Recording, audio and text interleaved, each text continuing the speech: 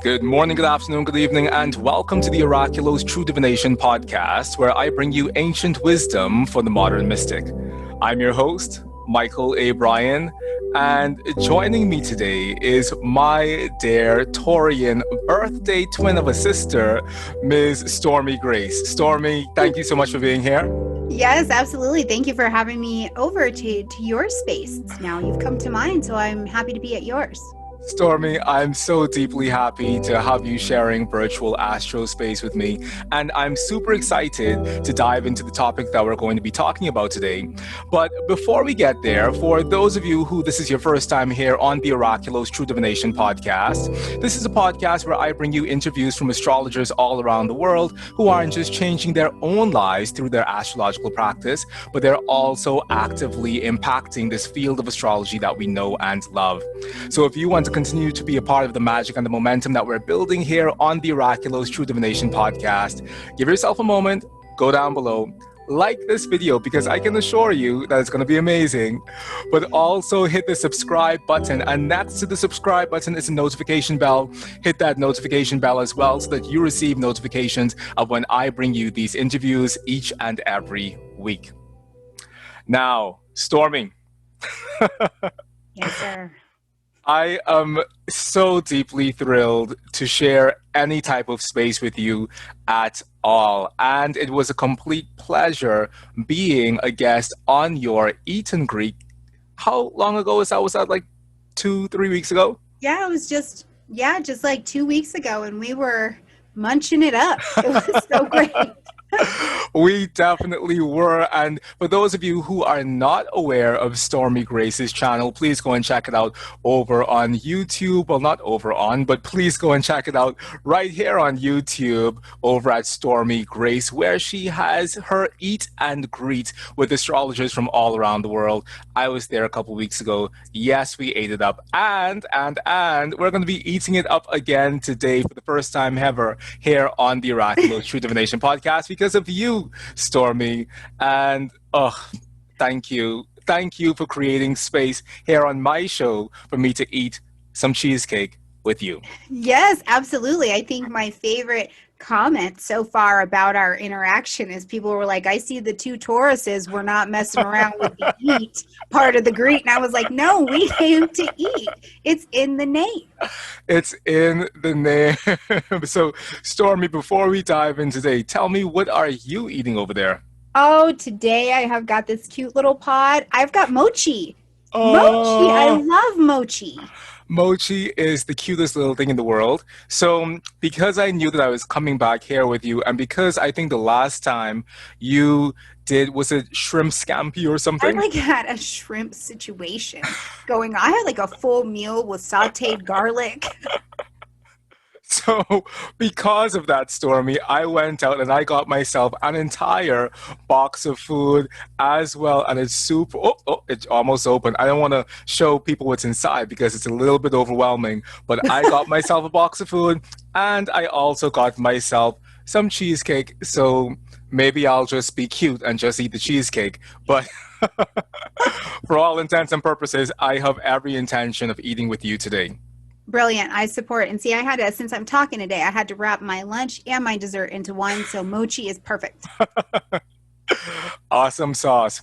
Now, Stormie, I have been following your work for a while, and I really do appreciate you having been out here doing this work and really holding space for astrological voices in the very professional way that you do. And I think that it's super amazing to have someone like you, someone who I consider a sister and a trailblazer in this field, doing this work.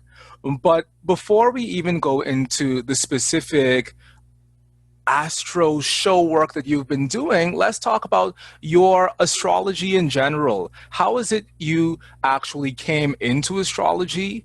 What caused you to stay in astrology? And where do you find yourself going now at this moment of your astrological practice? Yeah, absolutely. Well, I came into astrology strictly through intuition. My clairs work very, very well. I have the world of the spirit, the realm of the in-betweens is nothing foreign to me. And it never has been since I was really little. And I was about 6, and my mom took me to a metaphysical fair, and it was nice and it was cool, but I was watching this woman do an astrology chart and I got what she was doing. And so, at 6, I don't think that I understood like I do today, is that I've probably always been an astrologer. And at that point, it had been put in front of me and I have been relearning it, bringing it back up. You know what I mean? But in that journey of that, I always knew I would do something in the spiritual realm, but I really didn't know what that looked like. So the journey through was very academic for a time and all of these things. And I studied astrology all the way through, just picked up self-study. So, woot woot to my self-study friends. And then I fell into radio, and I thought it was absolutely insane that I would fall into radio. That is not what I thought I was going to be doing with my path. I thought I was going to be a doctor, just all of these very different but academic kind of things. And after a decade of being in radio, I walked in one day and I walked through the doors and I just had a spiritual experience. And I was like, oh my God, I'm not going to come back here like this anymore. And I slowly started to build my practice. And I'll tell you, I built this thing from scratch.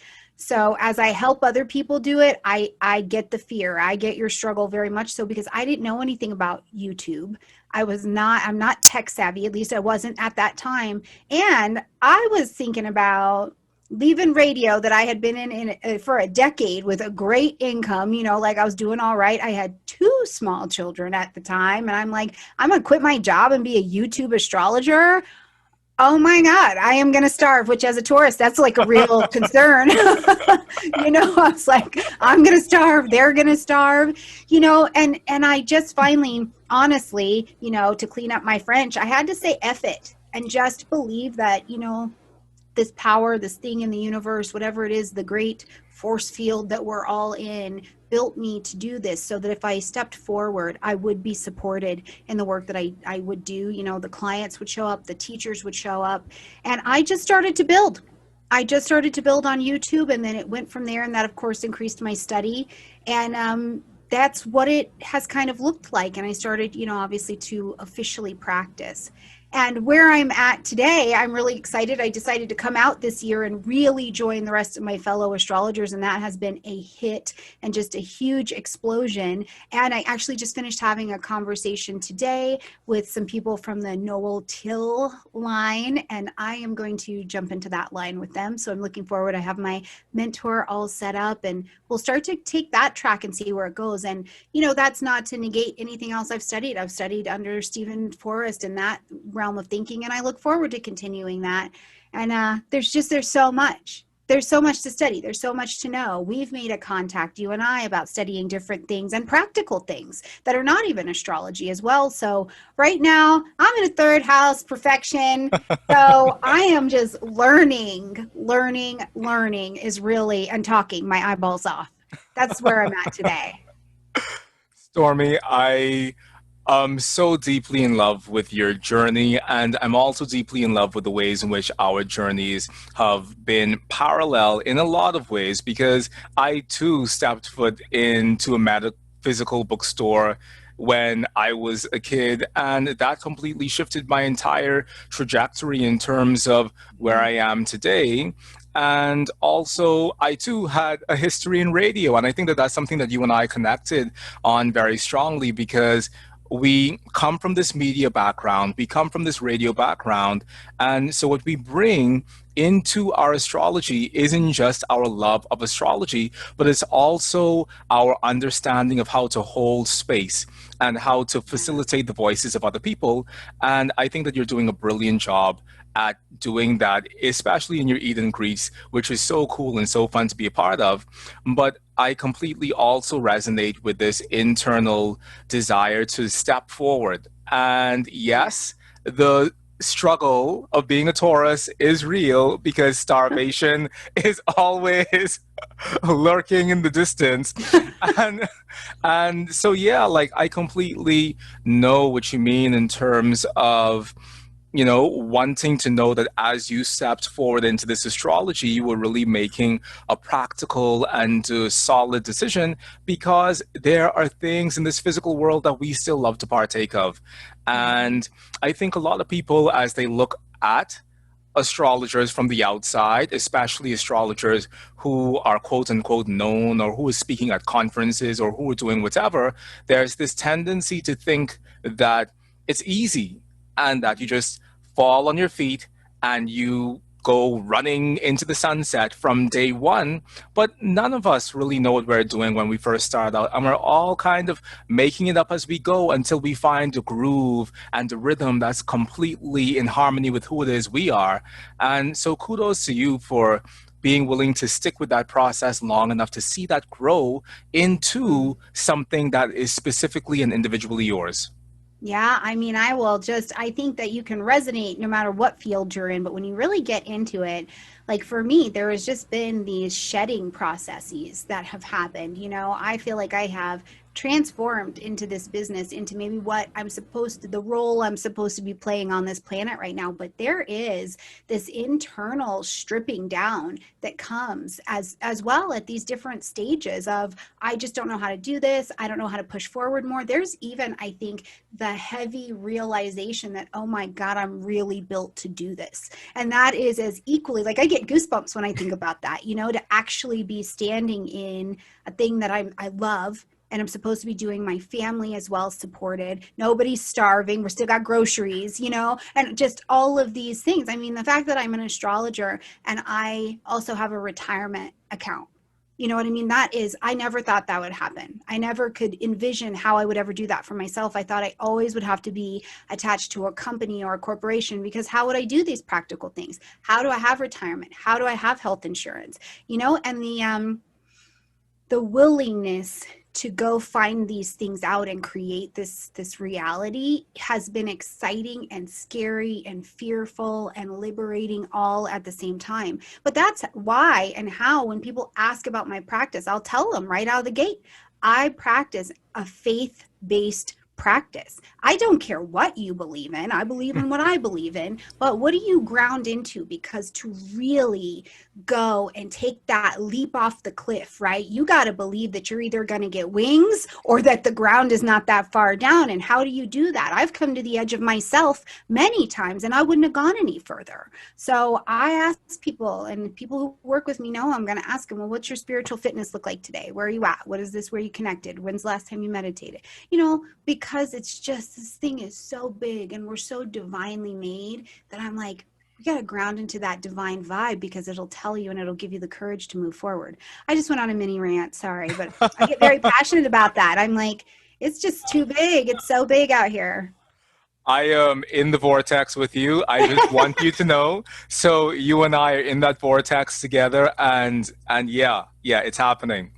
Now, Stormy, something else that I feel you touched on, which is something that I myself am slowly growing into, is this reality that once you really step forward into this space and say, hey, I am going to be this type of astrologer. I'm going to step into this very public role and put myself into the public spotlight to be seen and to be heard and to also hold spaces for other voices.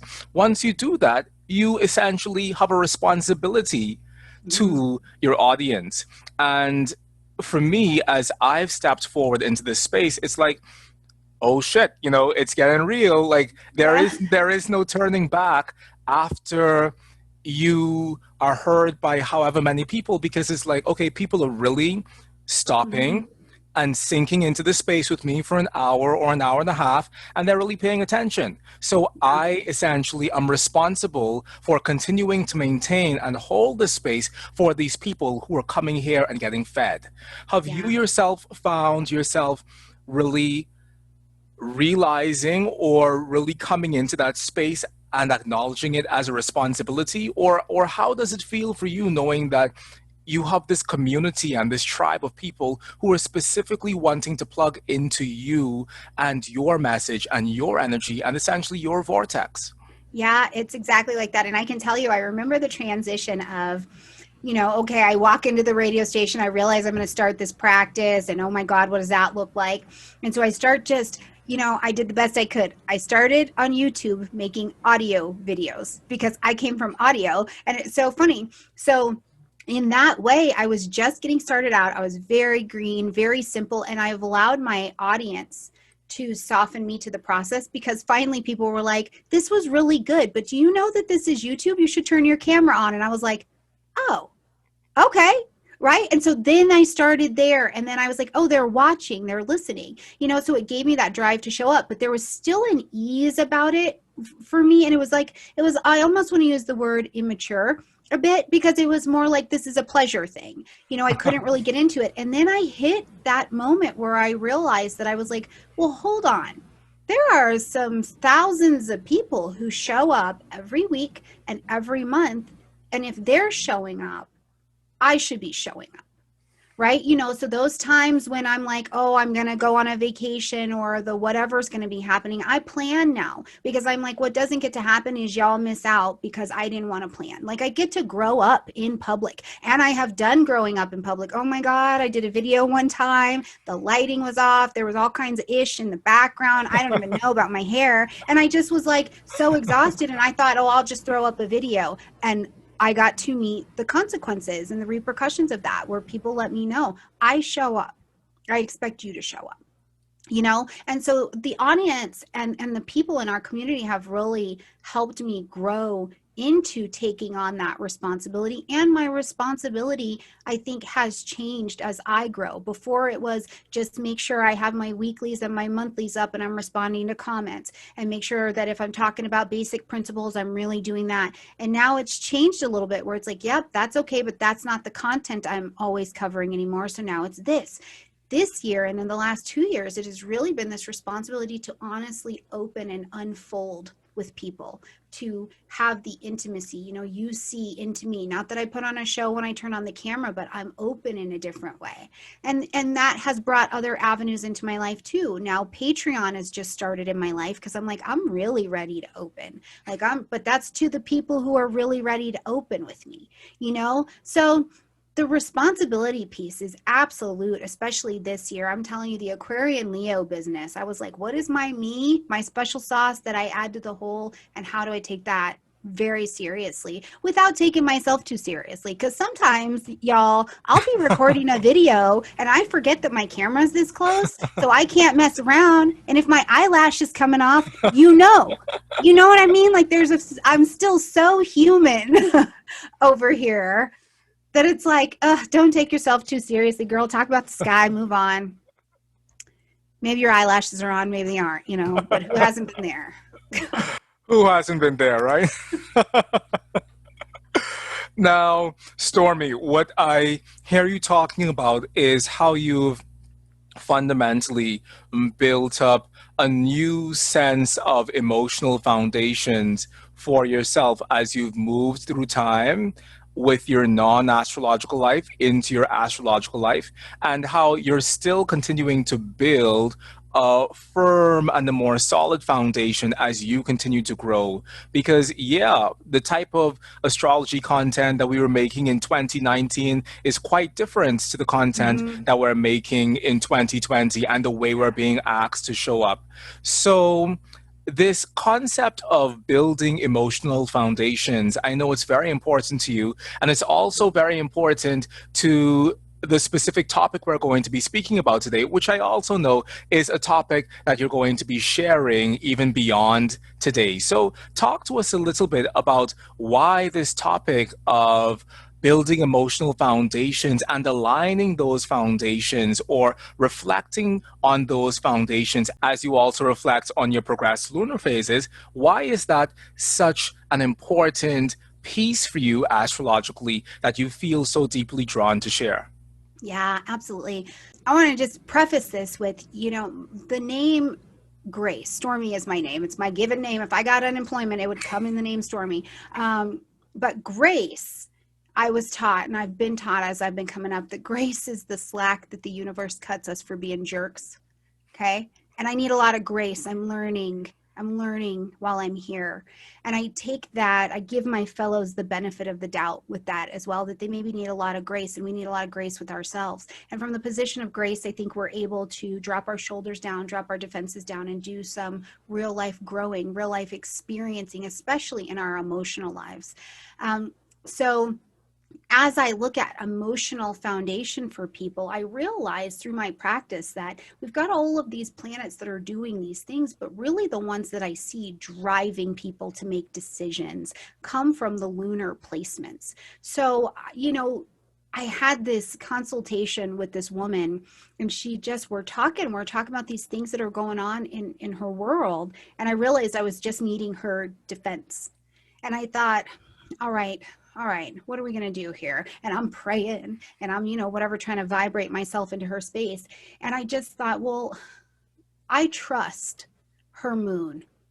I trust her moon to be protecting her, to be whatever's happening for her. I trust her moon. So then I just started to have a conversation with her at the level of her moon, and she softened. And I realized that I was like, okay, wait, this is important, because in the emotional space that she's in, if I trust the intuition of her moon, we can connect. And so then it stepped out a little bit more, because as we're talking, I realized she's trying to make these changes in her life, but the phase that her full phase that her emotions are set in right now, actually she's working against it.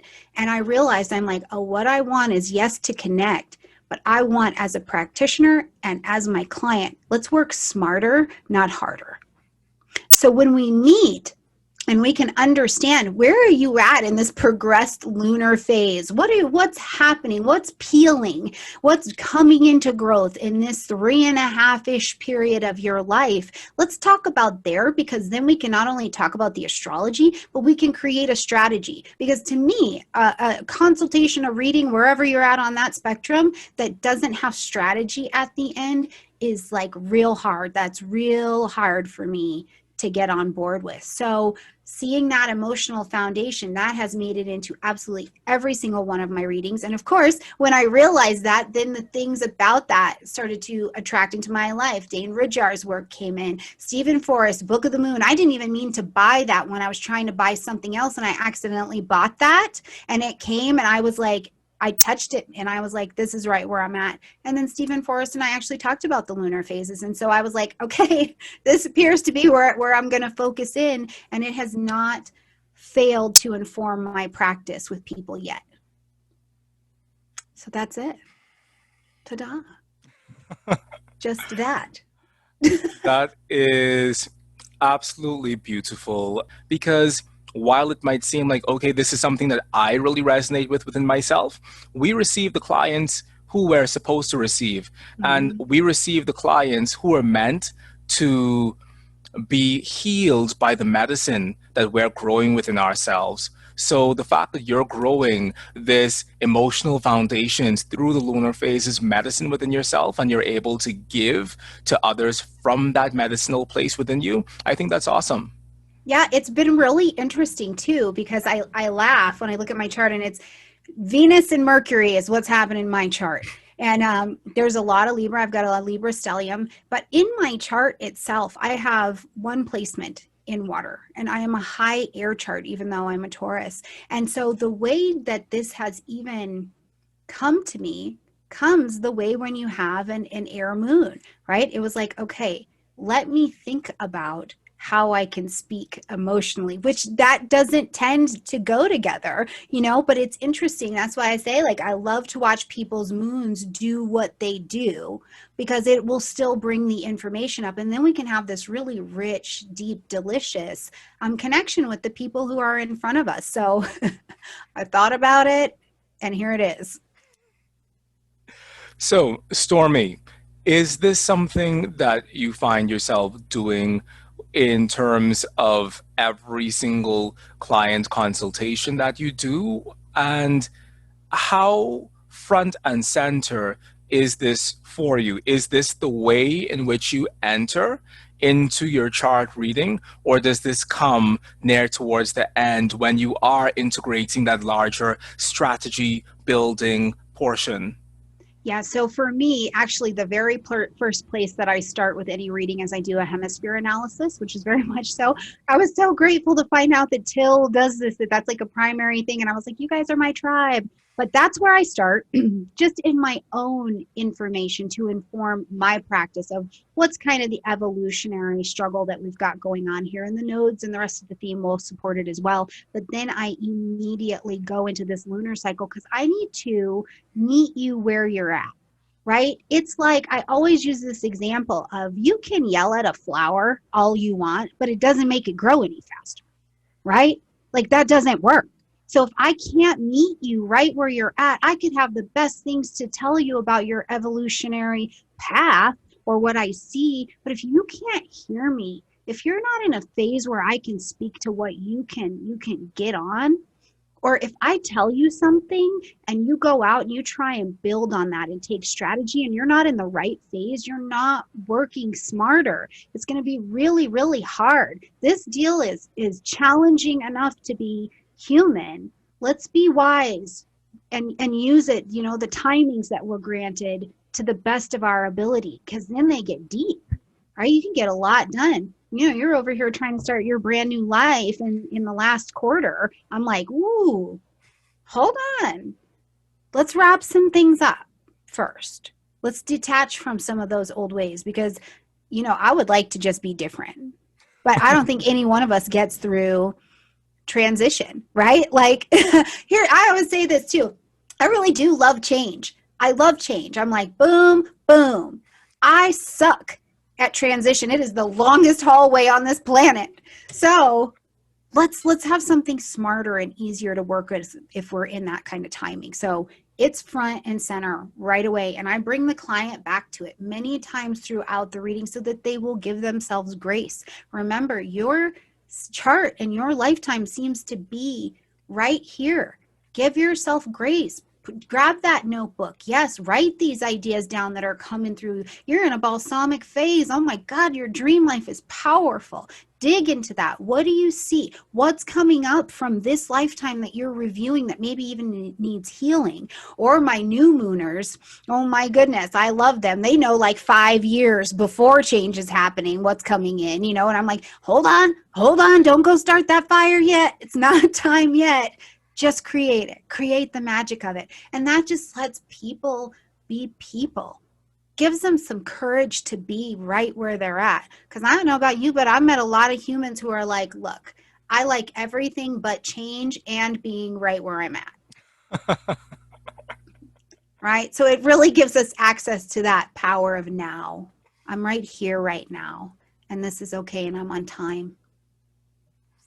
Okay. Stormie, I heard you mention your balsamic moon folk and then your new moon folk.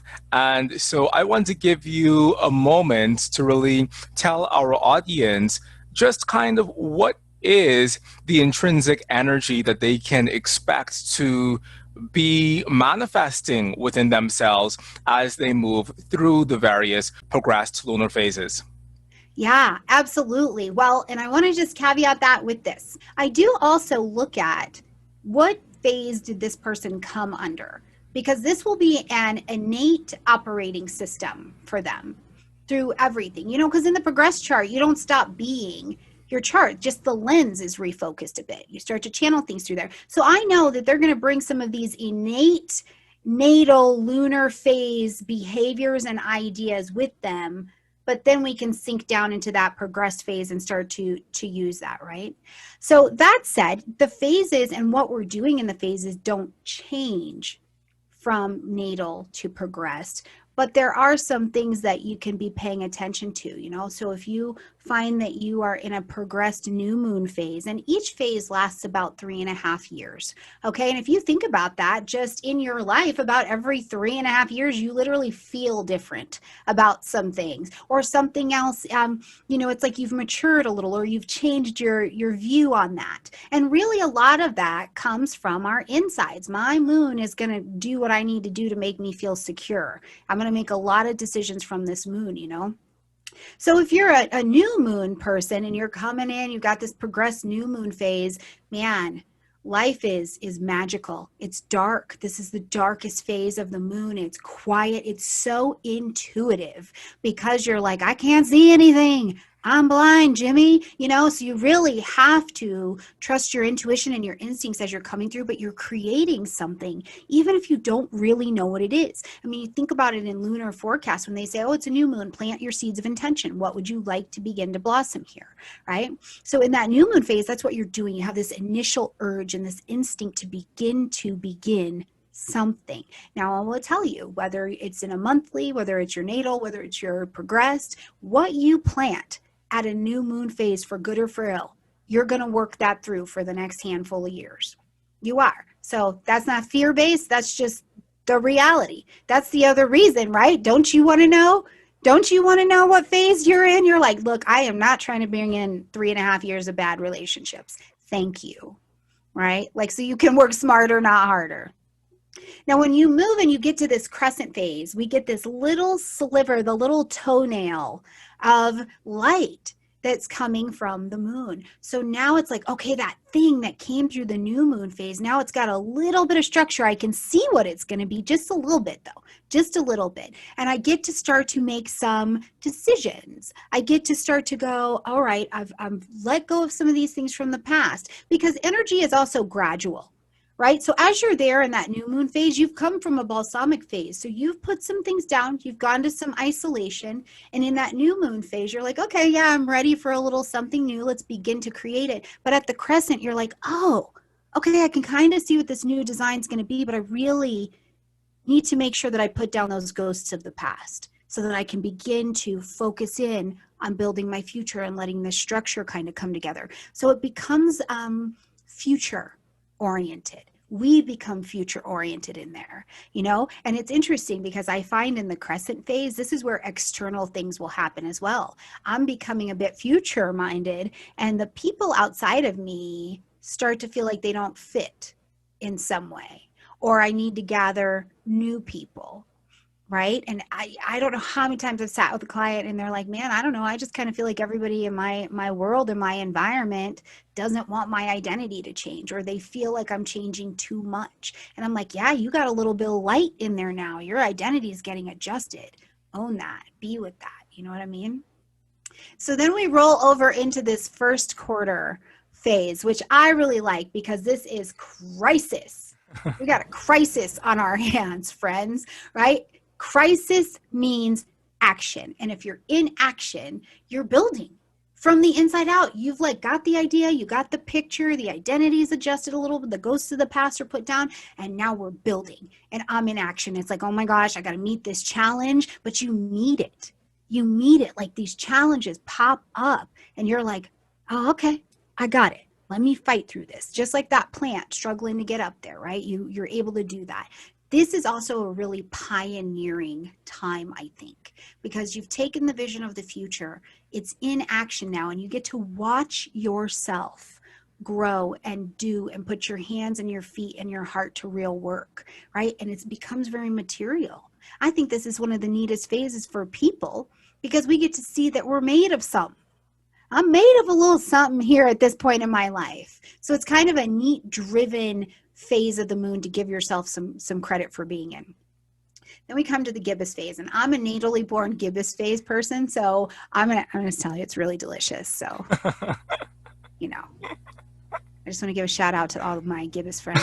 In the gibbous phase, the way I describe this phase is, first of all, you've got all your stuff going. It's taken some shape. You've been driven. You've got that thing in action. You've done whatever you need to do to get it moving. But in the gibbous phase, you become analytical. What's the best way to do this? And the best way to do this, what you're saying is, what's the best way for me to get this done so that it grows? Because I want to grow here in the gibbous phase. But my favorite expression of the gibbous phase is this is where you get your sexy back. You get your sexy back. It is literally like in that root chakra, something is boiling. It is burning. And it is like, yes, the gibbous phase loves some relationships. This is a heavy relationship phase. You're like, maybe I got to collaborate with this person. Maybe I need to do this. Things are illuminated, but you are perfecting that thing. You're getting it fully analyzed so that it can go out and grow and be what it needs to be. So if you get highly analytical, or you truly are a gibbous person, when people tell you things, you're like, yeah, but why? I mean, is that the best way to do that? You find that you ask that kind of question.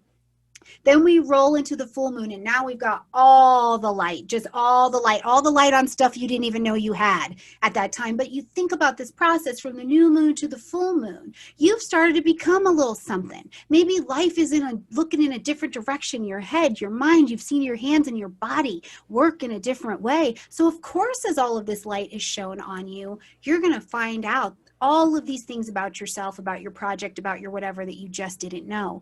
But what you're doing in this full moon phase here is this is the time where it's time to perfect it, but also bring it to some kind of close. Now, the full moon asks us to end something, acknowledge something, or make an adjustment. And all of those bring a sense of closure to it, because even if you're just making an adjustment or you're making an acknowledgement, it has to stop and end being what it was, because it will start to be something else. You have more information now. The full moon is also the fight of the identity, I tend to find, right? It's like, oh man, my mom told me I'd better not ever be an astrologer, right? But I really think I should be an astrologer. It's this back and forth, and you're trying to balance your own identity under all of this light. But you're also very conscious of what's happening and what you're doing. Now we're going to move on into my next favorite phase of the moon, which is the disseminating phase, where it's like, you've done all of this stuff. Now go tell everybody about it. Like, go talk, go disseminate your information, share your harvest. What have you learned? What have you done? What have you acquired? Who the hell are you? Go take it out in the world. And at the same time, you usually start learning something here. You start learning something else. And what you're learning will aid how you're going to put something else out there. I'm in a disseminating progress phase right now. What have I done? Grab a whole bunch of teachers to teach me how to better put my astrology out there, teach me how to better do whatever. I love this phase because we usually do take on some kind of learning. We become an apprentice of some variety or something like that. And that changes us as well. Now, in the disseminating phase, just pro tip, you can lead these horses to water, but you can't make them drink. You're over here with this abundance of delicious energy and information, and you're like, oh, let me tell you about this and this and this. And I'm like, leave those people alone. You're making hostages. They don't want to know that. So in the disseminating phase, we have to be careful to share the harvest with those who would like to have it. And the beautiful part is that horses that go to water and don't drink starve and die. And that is not your business. That's not your business. You can't make you can't make horses drink. Okay. Then we get to this last quarter phase, and you've imparted your knowledge. And now it is time to wind this cycle down. You've done good work. You've done good work, but now it is time to readjust.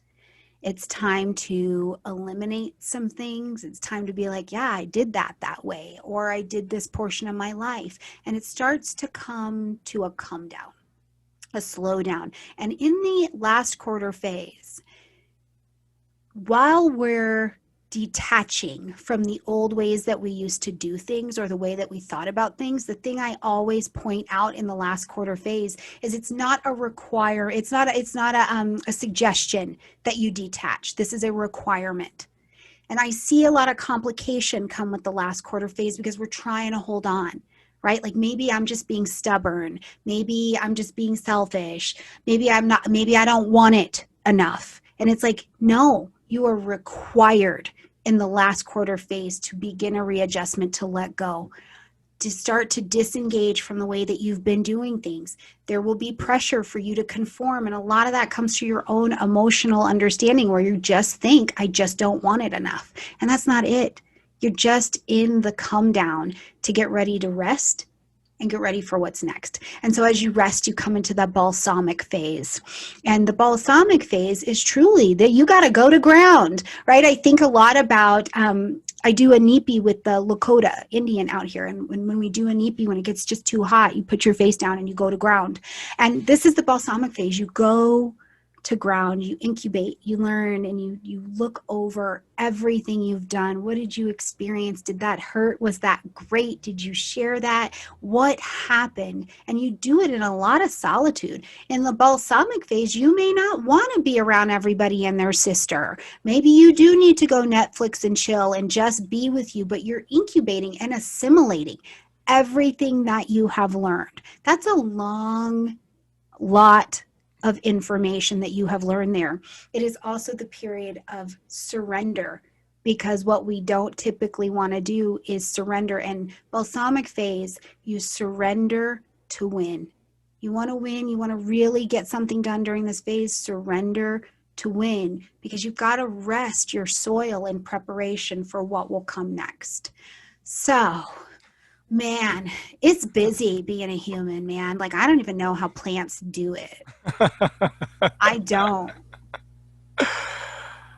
Wow, Stormy, it's super cool to have gone on that journey with you and to not only go through it and hear you say the words, but to also think about that in relation to the actual lunar phases. I think it's a beautiful meditation to hear you say that and also reflect on the various lunar phases, and also to reflect on your own personal progress to lunar phase, to see how I fit into that larger story, which is essentially not necessarily a personal one, it's a universal one, but we all personalize the universe essentially, not just through our charts, but also through these progressed lunar phases. So I definitely would come to a workshop that you're teaching on that, or to listen to you give a full lecture on that, because I think that it's a really beautiful and rich way to live in harmony with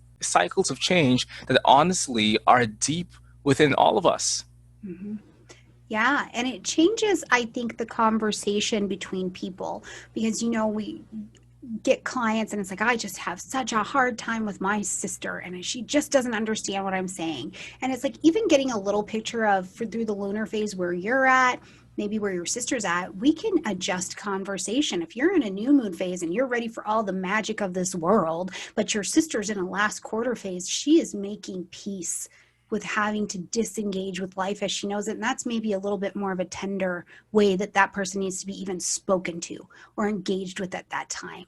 Loss is loss for us. We grieve every 5 to 7 years of the human life because we become something else. So I think even at that just service, kindness, compassion, servant leader level, the lunar phases teach us how to even just talk to one another in a way that we can have the most evolutionary conversation available. And sometimes your sister's just a turd, and that's the answer. Like, I don't know. Wow. So, professional advice. So, Stormy, on the level of human relationships, how do you find the lunar phases playing out, say, even between a husband and a wife? How can we take this information that we're getting from the lunar phases and transplant that into our human relationships? Yeah, absolutely. Well, I think first and foremost, get your chart. Start to look over your chart, know where you're at, because I very much so come from the perspective in all relationships that you do you, right? Like, this is your side of the street, so we're responsible. I'm just responsible for Stormy Grace. I am everything outside of this loophole right here. Not me. I am not in control of that. So if I can know and at least understand where I'm at and where I'm coming from, that takes time.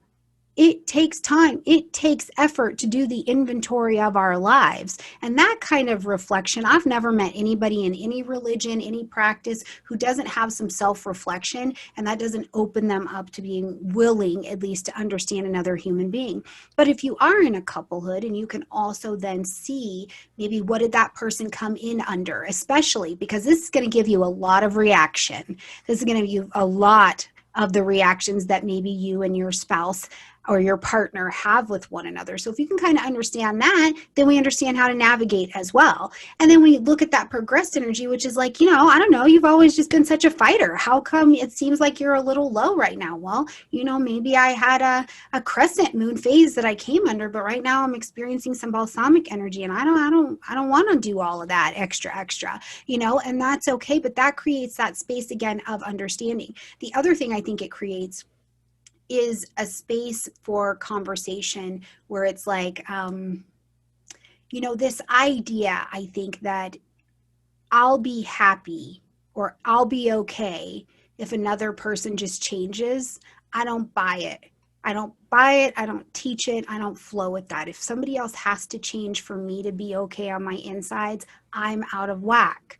And that's okay. But this brings it back home. Anytime I sit down to study me or any of that, it just brings it back home so I can make sure I'm in alignment with where I'm at.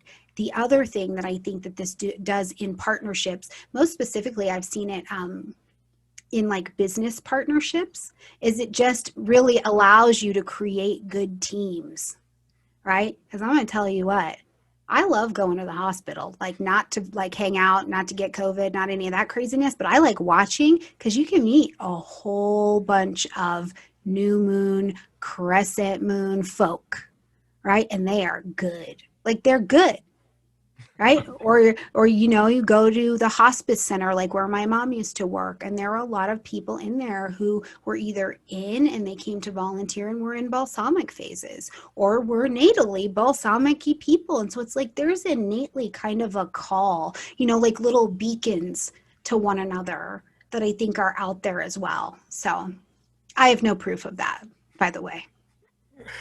Well, even though you don't have proof of that, I think that you definitely should trademark the word balsamic because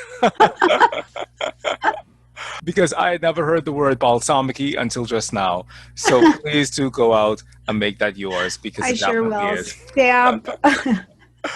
Okay, so Stormy, other question that I am really interested in hearing your opinion on is we know that we have these progressed lunar phases, but we also know that the progressed moon, it moves through the different signs of the zodiac.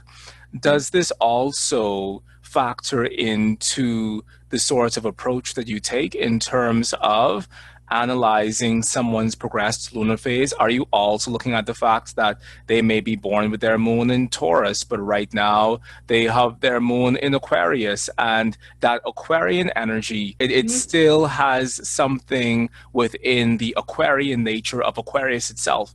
So do you find that the progressed lunar phase by zodiac sign is also something relevant, or is it just the lunar phase itself? No. I think that the phase gives us the foundation that we'll have the conversation to build upon. But from there, this is where you get to become a beautifully creative astrologer, right? Because, okay, if my premise is that I trust your moon, then I'm going to trust your moon phase that you're in right now, but I'm also going to go meet that progressed moon and have a conversation there. So regardless of the squares, the trines, anything that's happening with that moon, I'm going to approach you in that way because for whatever reason, you're likely going to be able to hear me. Now, here's what I find sometimes too. I come and meet that new Aquarian moon, but he only just got there, right? And so that person can't hear it, and I will default very quickly to a natal moon because I'm like, if nothing else, I know you can hear this, So I'm like, oh man, doesn't that, to my Taurus moon people, I'm like, oh yeah, how are you doing? How are you feeling? Oh, that's such a cute shirt. You know what I mean? Like we can get them at a real basic level and watch it drop down. And all human beings I continue to find need is a soft place to just crack open just a little. And then we can start to have some conversations. Now, I see a progressed moon that's at 27 to 29 degrees. And I'm like, they're ready. Let's have this chat. And maybe this progressed moon is, in Leo. And I'm going to be like, oh, center stage. Look, I could start a whole conversation with just those words. And yes, it's very cookie cutter. It's very whatever, but it is amazing how these very baseline concepts came to be. And you say something to someone's moon and they're like, center stage? Oh, you must be talking to me, right? Or they just get a little eyebrow raise. They're like, uh-oh, my progressed moon heard my name. And I'm like, nobody said your name. So it is. I do think that factoring in all of the other things that come in the rest of an analysis are important to get in there. But that phase tells me what we need to talk about. Then that sign placement will tell me how we can engage that conversation. Stated beautifully, Stormy. And I'm definitely wanting to now go and dive into my own progressed lunar phase and really sit down in that for a bit. Because another thing that I think is really relevant for me as I listen to you, which feels so therapeutic and so healing to be in this space, to really hear someone speak astrology of the heart, essentially, is that sometimes we get so caught up within our own astrological practices that we forget what it feels like to be spoken to astrologically, and we forget what it feels like to hear these concepts again. And there's something really, really nice and nourishing in that. And also, we're talking about the moon. So, And also, so it's the moon. precisely. So I'm really, really excited to go and dive back into that for myself, and just to take some time to sit with my chart and meditate with these energies within my own chart to see how they're playing out within the context of my life, because it really feels good to hear you talking about this cyclical journey of the moon, and to kind of figure out where I fall within that right now. So thank you so much for sharing that information and for sharing that wisdom with us. Yeah, absolutely. I'm in the disseminating phase, and I'm doing some highly Gemini progressed energy right now. So I could talk about anything for like ever at this particular point. But I would like to throw in one more thing that I really do look at in the moon and the phase and all of that. All of those things help to inform me on how that person can inform their nodal journey as well, at any given place, because I'm going to just look at, okay, here's the foundation of this. I'll just use mine, for example. So I came under a gibbous phase, and I'm in a disseminating phase right now. My nodes are my north nodes in Cancer, my south node is in Capricorn, right? But in my progressed energy, because I've got all of this blowing around and I'm a super duper busybody right now, I obviously don't have that. I don't have that Libra moon happening for me anymore. Right now, I'm working with an Aquarian, right? So informing my nodal work, it's so important for me to, at a gut level, go be in front of people, to go to groups, to tribe up right now. And it makes that nodal work, my work of nurture a new mind frame in, nurture long range ideas that will be able to stick for time. It feeds all portions of my chart. And so I love to look at that, have that in your meditation, make that consideration. Where your placements are at now, where your phase is at now, how is that helping the actual work get done? How's that helping that facilitate the work there? So yeah, just more to think about. And also, at the end of the day, if we're not working on ourselves, then what are we doing here, honestly? And I feel like people just get really, really exhausted. And I know it was true for me when I am working in a way that is not feeding my nodes. It's hard, and I kind of start to feel a bit purposeless, or that's where I feel like I really start going, what's my purpose? What's my purpose? What's my purpose? But instead, if I can realign with that nodal work as well, which is what I suggest to my clients, I'm like, get back in alignment with your nodes. What does your behavior look like? Where are you showing up here? Because that brings this light that it just clicks on, I think, when we step into that. So anything that can inform me to work smarter, not harder, I'm like, look, I have loved being a Taurus, and this hair and these eyelashes are fabulous. But, I'm just trying to do it like once. I want to work smart, not hard. Plus, I just don't like to work hard. So there's that. Stormy, I definitely resonate with you repeating again and again, work smarter and not harder, because truthfully, yes, we are here to do the great work, which is realigning ourselves with source, whatever that source is for us, but we're also here to find the ways how to follow the path of least resistance back home. Because what we oftentimes find is that when we're not moving towards source, that's when things kind of get jagged, Yeah. and that's when things kind of get rough around the edges. But if we fully really lay back into that warm cloud of grace, we'll find that life is a lot easier if we really Mhm. continuously ask ourselves, how is this feeding me, and how is this food that I'm feeding myself tied in with a greater spiritual hunger that I have to return to my source and my maker and whatever that is. So yeah, let's all, as we move forward into the rest of 2020, really make this vow to work smarter and not harder. Because I mean, really, what is the point of working until you're exhausted and you tire yourself out if that's not getting you closer to truth? Yeah. Well, and I just feel like if you can understand as well, like I love the work that I do. I know you love your work. I know our fellows love our work and seeing our clients. But I'm like, if you know a little bit at least about the emotional phase that you seem to be in, it may save you a reading. Be your own astrologer, please, before you come and see me. Not that I don't want to see you, but right here, this is that thing that stops you from booking a reading saying, I think I'm just broken and going crazy, right? Which, if that's where you're at, I want to see you, I want to help you, I want to support your journey. But also, if you can have a little bit more of an informed perspective of what's going on in your world, you can know that I'm right where I'm supposed to be. And now maybe I still want to have a reading and get clarity, but it stops this place of self condemnation, which is not attractive and is not a useful feature for us, besides to teach us that that's not useful, but it just gives you grace with yourself. And I think that's just so important because if we have it here, we're going to extend it to other people. Now, Stormy, tell us, how can we dive more deeply into this teaching and this philosophy with you if we want to learn from you, or if we want to hear you speak more deeply about this topic of creating better emotional foundations alongside our progressed lunar phases? How can we tap into this body of work with you?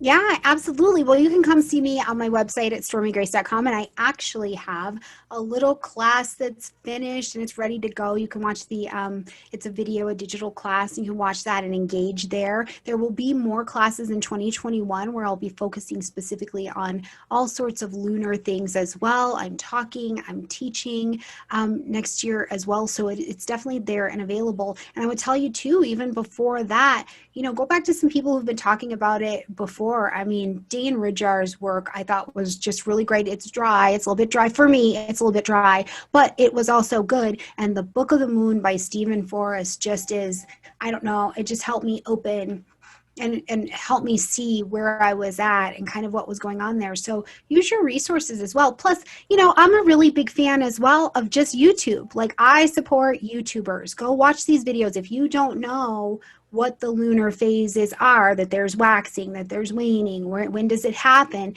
it's okay to get into that as well.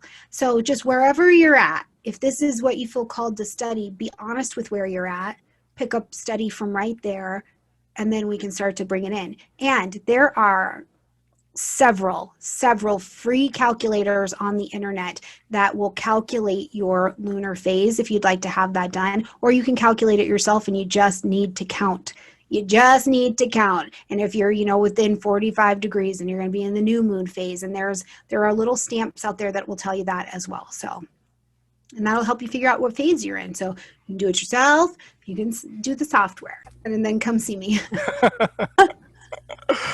Awesome Everybody come sauce. over.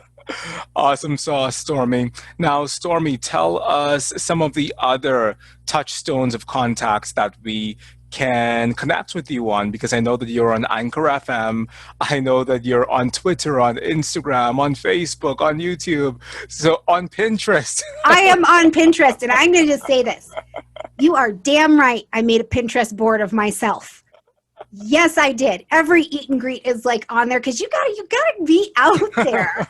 Somebody shared my board. I was like, oh my God, I've arrived. I'm on Pinterest.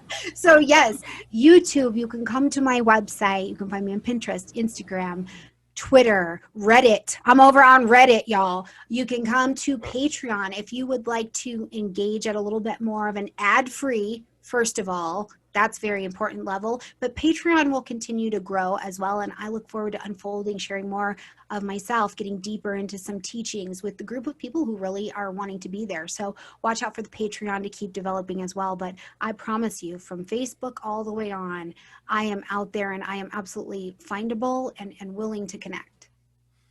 Awesome sauce. So, Stormy, I'm going to put all of your contact information down below in the description box so that all of our listeners and viewers can find their way over to Stormy Graceland, because I have visited Stormy Graceland myself, and I can tell you all that it's a wonderful place to be. It is deeply comfortable, deeply nourishing, and I want for all of you to go and experience it for yourselves. Oh, I'll keep you. Thank you so much for having me over. It is really just such an honor to come over here as well. When we found out we had the same birthday, we come from the same background, it really was like finding a little tribe friend. And I think that astrology has a special space for its broadcasters. Yes, yes, yes, it does. And Stormy, something that you said to me, I think when we were booking this, that really struck a chord with me, and I'm actually not even sure I'm going to keep this part in the recording, but something that you said to me that really struck a chord with me is that, you know, you're out here holding this space for other people so consistently, but rarely is the opportunity when you actually get to be on the receiving end of an interview, or where you actually get to sit in the space that you're sitting in right now. And I am so deeply honored to celebrate your work in this way, because I feel the same way. You know, people see us and they see us interviewing people 24/7 every single week, but rare is the opportunity for us to actually sit down and tell our stories and sit down and share our expertise and our experience. So from the bottom of my heart, I just completely acknowledge you and celebrate the work that you're doing. And I'm so deeply thrilled to be able to share this space with you, because you are out here and you're blazing a trail, and you're blazing a trail for all of us. And so thank you so much from the bottom of my heart, Stormy, for the work that you continue to do, and for also planning to do even greater things in the years to come. Yes, thank you. Thank you so much. So anytime I get invited back here, I'll be back. Different Yes, you hair, will. different outfit, different snacks, but I'll be back. Yes, you will, Stormy, and I will definitely be inviting you back, because there's so much more for us to talk about. So, listeners, stay tuned. Now, for all of our viewers and listeners out there, if this is your 100th time joining us over here on the Oraculos True Divination podcast, or if this is time number 1, I just want to say thank you from the bottom of my heart for continuing to come here and share in this virtual astrological space with us. I receive your love, I receive your comments, I receive your feedback, but most importantly, I receive your support. So if you want to continue to be a part of the magic and the momentum that we're building here on the Oraculos True Divination podcast, give yourself a moment. Go down below. Yes, like this video, but also subscribe to the Oraculos True Divination podcast so that you can continue to learn from and grow through the work of these amazing astrologers who we interview here each and every single week. So, until next time, be well, be safe. Talk to you soon. I love you, and bye-bye. Stormy Grace. Yay, do you think it went okay? I felt like I was like, good. I can be a little bit extra sometimes. Stormy. This was absolutely, positively divine, Stormy. And I didn't say so you don't have to edit that out.